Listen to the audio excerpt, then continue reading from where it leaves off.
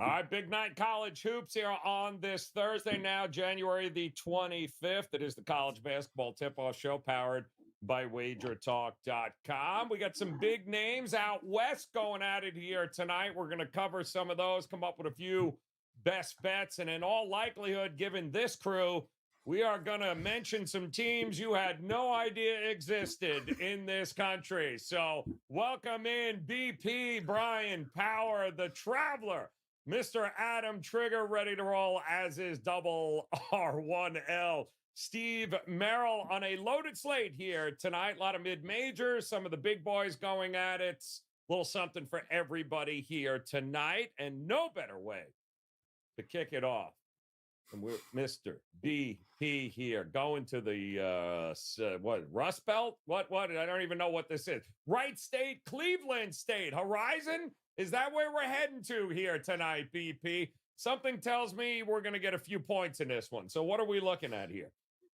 Yeah, right up I-77 from me. I will actually not be at this game, even though it is a short 20 or so, not even 20 minutes from my house. Ecstatic.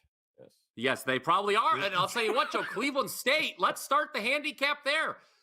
It's not a great home court advantage down at the Wolstein Center, but the Vikings are a perfect 10-0 at home this year. So I am a little shocked, quite frankly, that Wright State is the favorite here. Let's start the handicap, though, with something I talked about on Monday. That being in-season revenge. We're starting to see these conference rematches, Joe, now that we're at the end of January, and we'll see, obviously, even more all the way through February and into March. I talked about this with Weber State and Montana on Monday's program. Gave up Montana, who was the team playing with revenge. Wouldn't you know, they got the win and cover. In the case of Wright State, Cleveland State, they played back on January 4th down in Dayton. Wright State got the 82-70 win as a 5.5-point home favorite. And similar to the first go-around with that Weber State-Montana deal, the shooting splits the first time these teams played were quite severe. Wright State shoots 60% overall from the field and 50% from three. Meanwhile, Cleveland State, they shoot just 38.9% for the game, 9 of 27 from three. They were much higher volume and far less efficient than was Wright State. I don't think those shooting splits are going to repeat themselves down at the Wolstein Center. Joe, Cleveland State at home this year, big reason they're undefeated. They allowed just 66.4 points per game, 29% shooting from three. And Wright State, true road games, not only are they 2-6 in true road games, but they allow 85 points per game. You had teased at the open that you expect a lot of points. With Wright State allowing 85 points per game on the highway, certainly I think there's a good chance we see that. The Raiders, 344th in adjusted defensive efficiency per KenPom. There's only 362 teams in the country. And as far as the pure revenge angle goes, guys, Cleveland State, 10-2 straight up, 9-3 ATS. The last 12 times they've played with revenge for a road loss. That includes 3-0, both straight up and against the number this season. I think we're getting a discount because the Vikings were on an 0-5 ATS slide before they won and covered against Fort Wayne over the weekend. Team undefeated at home, Joe, getting points, I would say, is too good to pass up here. It's Cleveland State or nothing for me in this Thursday night Horizon League battle. Feels like the Horizon League is allergic to defense. That entire conference is always interesting when it comes to totals in that one. So, all right, Cleveland State at home taking on Wright State. Big game breakdown number one as we welcome in Adam Trigger, ready to roll in another monster matchup here between Elon and Campbell. And I know you were this close to going to this game, Trig, I believe here, or had you already been to an Elon game here? So this would have been at Campbell. I would have loved to go to this game, but I am back up in cold, freezing, rainy New York State, unfortunately. So not down there anymore. Not in close proximity. I think this is in Boone. I got to go back and look. I know it's somewhere down in North Carolina. But yeah, I was down there this weekend. I did get to see Elon play in Elon. Very cool campus, nice little gym that they have there. And I'm going to start, I guess, my handicap with talking about the Elon Northeastern game a little bit, because I don't think the box score really tells the full story there. And I'm going to make a case for Elon here, but this might like retract from that a little bit. So I guess what I want to point out is one, that really wasn't a close game at any point. But it was because Elon just fell asleep at the wheel early in the game. They really just weren't into the game for the first 20 minutes, and they dug themselves a huge hole. And so they played the entire time from behind. Now, Elon played a much better second half. Like what they looked like in the second, if they play the second half today, I think they'll probably get their first road win of the season. But again, like they were playing from behind. And then the other problem they had against Northeastern was they got just destroyed on the inside, out rebounded. Northeastern had size. They got stuff. So they got their points so much easier than Elon did, which was a big reason that they were able to build a big lead. And then, of course, Elon shot their way back into the game because that is something they do well. And that's something I'll talk a little bit more about is their ability to shoot the ball. But it was kind of easier for them to do that playing from behind. Now, the reason I like Elon in this game is Campbell's not going to give them those same type of problems, Joe. At least I don't think they will. Their bigs, like the Campbell bigs this year, didn't really pan out. So Campbell's been forced to play a little bit smaller, more guard-oriented type play, which has helped. Like Anthony Delorso is awesome, 17.5 points per game. Like he's having a great season. He does it all, but they've lacked on defense because of it. I just think that they're like less of a complete team because of that. They are 341st nationally in rebounding, not a good rebounding team. They lack physicality on defense, and so Elon's not going to get pushed around by Campbell the way they did by Northeastern. The other thing that sort of limits them on defense is that size, not great shot contesters, and that's one place that Elon can beat you is shooting the three. They are 36.5% from three-point range. That's 61st nationally. They've been a top 100 team in field goal percentage, the majority of this season. So they can shoot, they can score. Their offensive numbers are better than Campbell's. If this game was on a neutral court, I make Elon the favorite, and I wouldn't have any issue playing them. I think the only thing that gives me a little pause and why I thought I would get a better number here after they lost over the weekend is Elon's 0-8 on the road this year, while Campbell is 7-3 at home.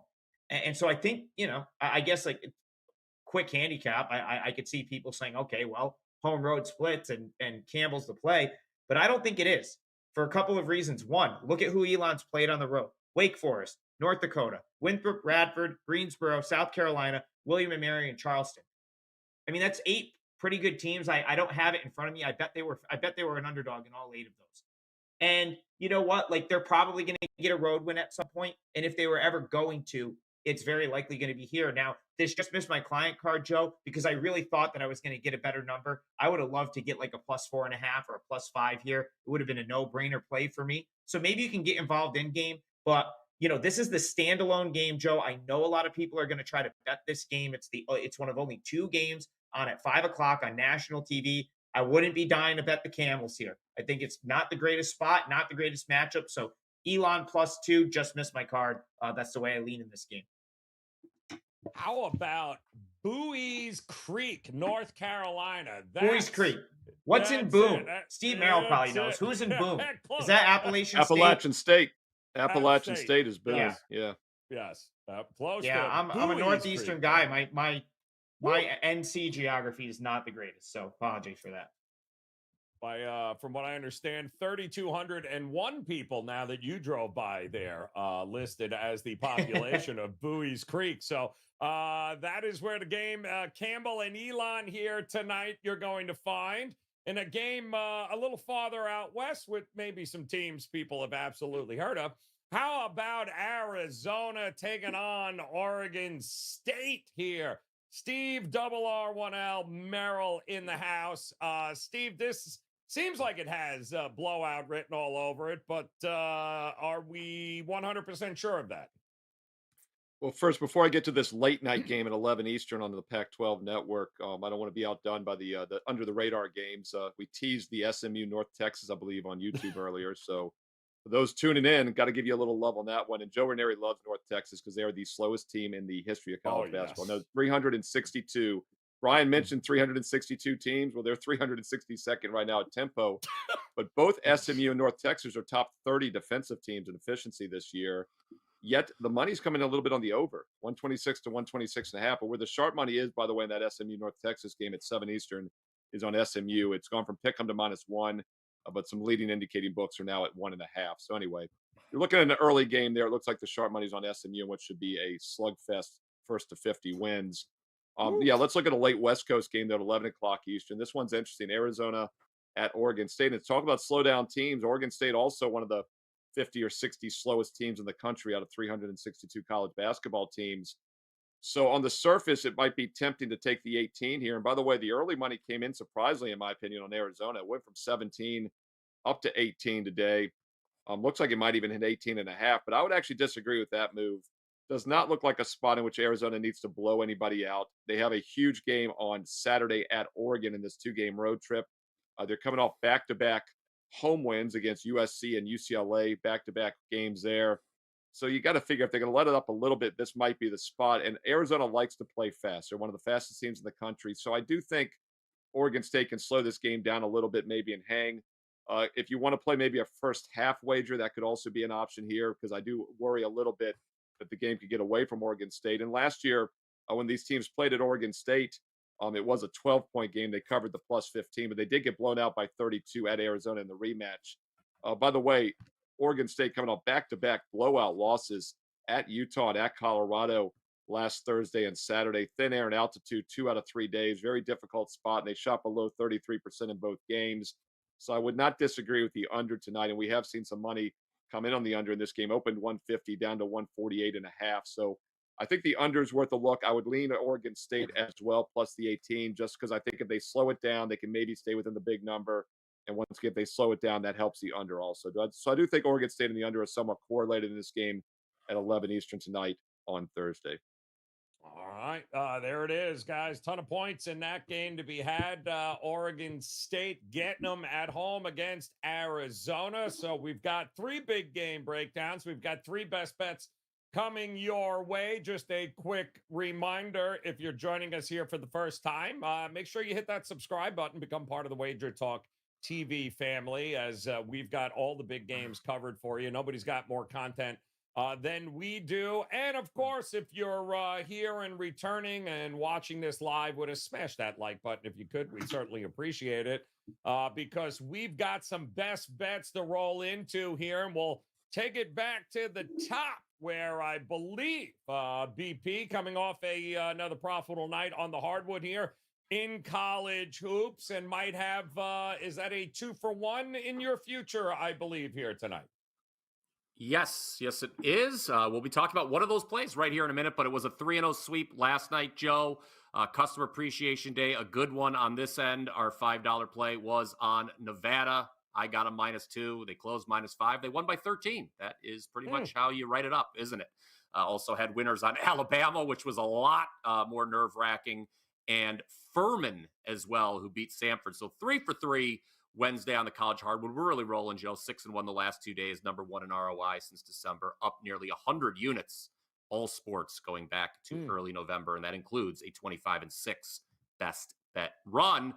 Here's a 3% play for you. This is one of the 2 plays that I have currently available for tonight at WagerTalk.com. Oral Roberts, -4 against Omaha. I guess we've dropped the Nebraska from Omaha's name. I don't know if that's official yet. I don't keep track of those things, but we'll just call them Omaha for the sake of this breakdown. And it's shocking for those who have followed the Summit League to see Oral Roberts at the bottom of the standings. This is usually one of the better Summit League teams, but bottom of the standings is where they are, Joe, after 3 straight losses. 2 of those, though, on the road. The last 2, and as a matter of fact, at North Dakota and North Dakota State. The one home loss the Eagles suffered was to St. Thomas, the highest-rated team in the Summit, in the KenPom ratings. At least I've talked about the Tommies before. They're a pretty good team. Oral Roberts was actually a slight favorite, so it's interesting. Yes, it was at home, but the last-place team in the Summit League was a slight favorite over what KenPom considers the best team. And those 2 road losses for Oral Roberts by just 5 points each. So I don't think things are going horribly for this team. They're still 6-2 straight up at home, which is where they'll be facing Omaha tonight. Omaha, they've dropped 2 straight and 3 of 5, mostly close games. Now, the Mavericks, they've been pretty good at the betting window. Those 3 losses that they've recently suffered by a total of just 6 points. They've covered 6 of 7 overall.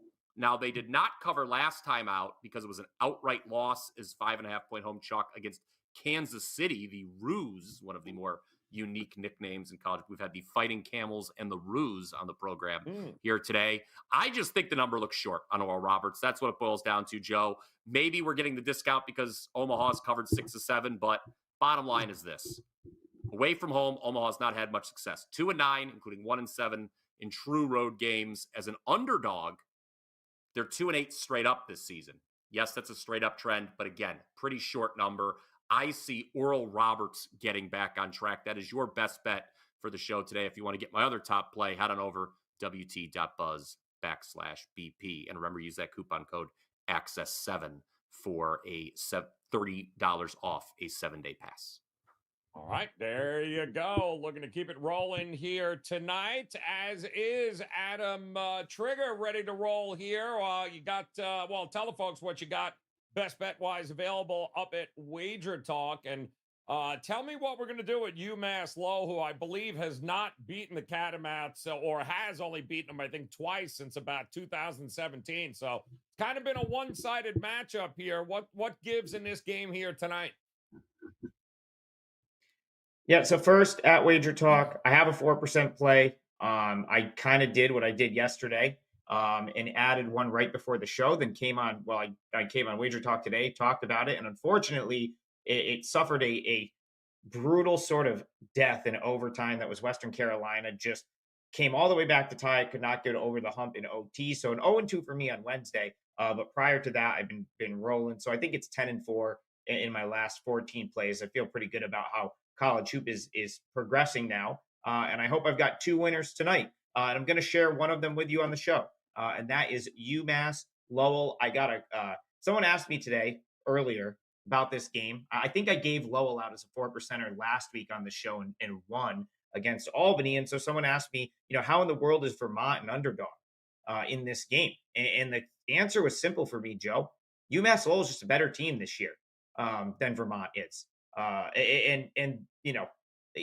think you're still getting sort of the Vermont historical dominance of this conference priced into this number a little bit. But UMass Lowell's now healthy enough. 5 games ago, they get Abdul Kareem Kubali back.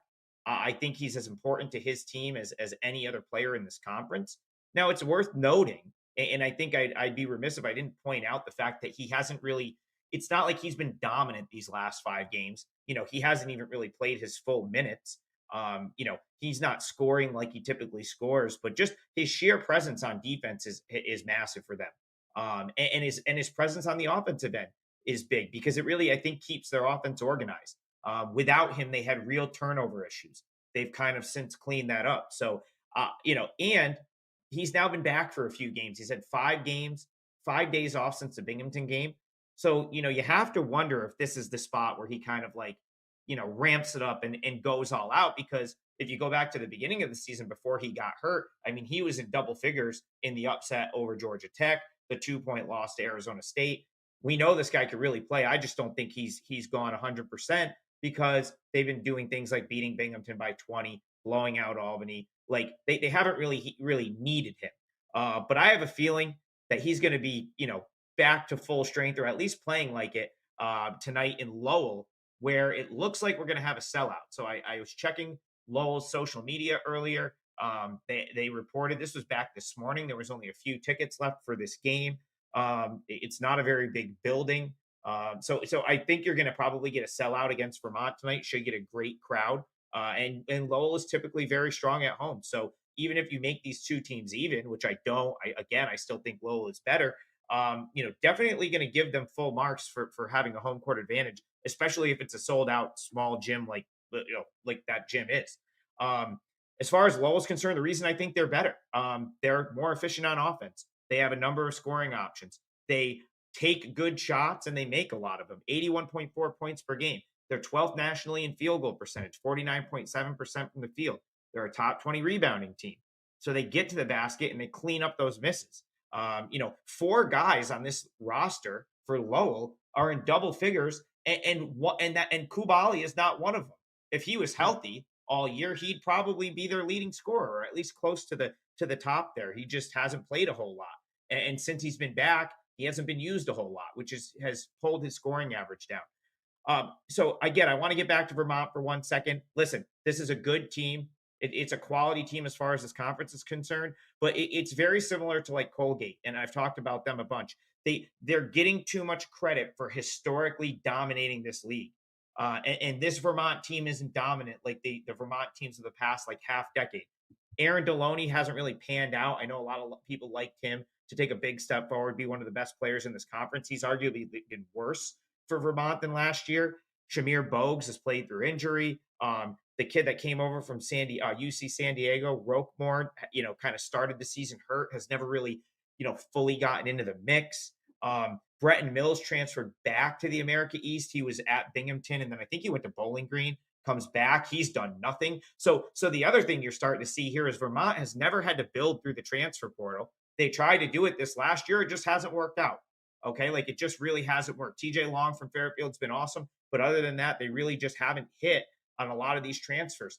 I think Vermont is still good, but I don't think they're better than Lowell. I'm not even sure they're better than Bryan. Like they might be the third best team in this league this year. You're getting Lowell at home. It's a short number. I money lined at -125, 4% play for me. I'll be shocked if Lowell drops this one in front of this sellout crowd. I believe it's the Costello Arena. Yes. I could be wrong about that, but I think they get the win at home tonight.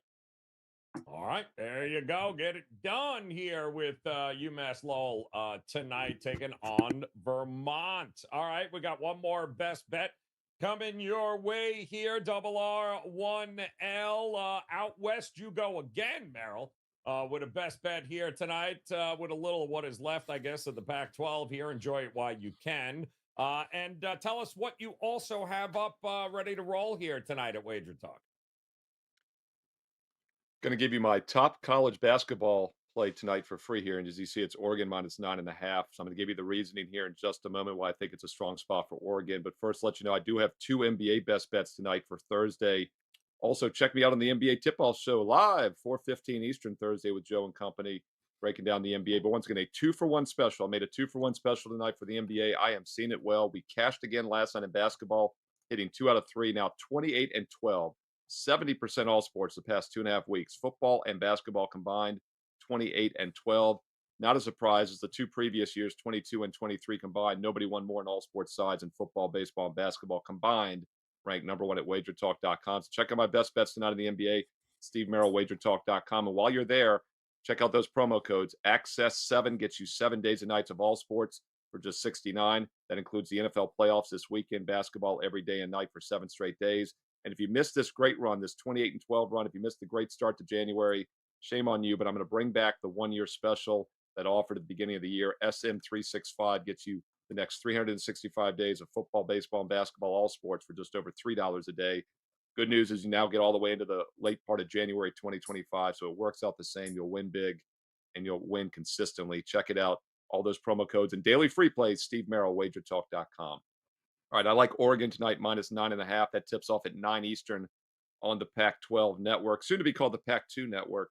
But Oregon's in a good spot here, and I also think it's a good spot to fade Arizona State. It's really kind of interesting how this game plays out. Arizona State's played 4 of their last 5 at home. Meanwhile, Oregon has played 4 of their last 5 on the road. So right away, I think we get some value with Oregon now below the double-digit line. And also, look at the KenPom rankings. Arizona State is now the 11th luckiest team in college basketball this season, despite standing just 11-7. That luck ranking saying they should be worse, and I agree. One thing I like to do is to fade bad offensive teams on the road, especially with a strong home court.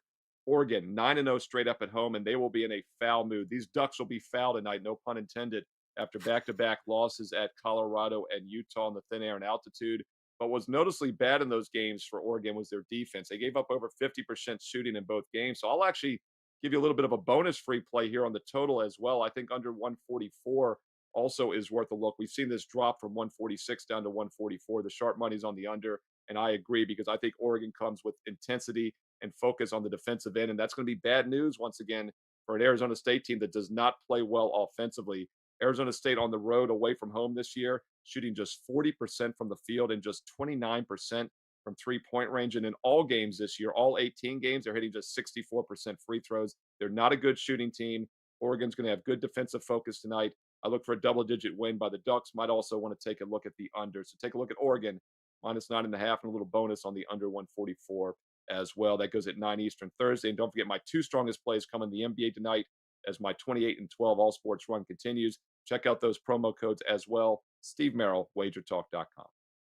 Yeah, I think Oregon finally getting the that big monster duo of Dante and Biddle back there, 7-footers. That should be very interesting with Arizona State trying to get a rebound here tonight against Oregon in Oregon.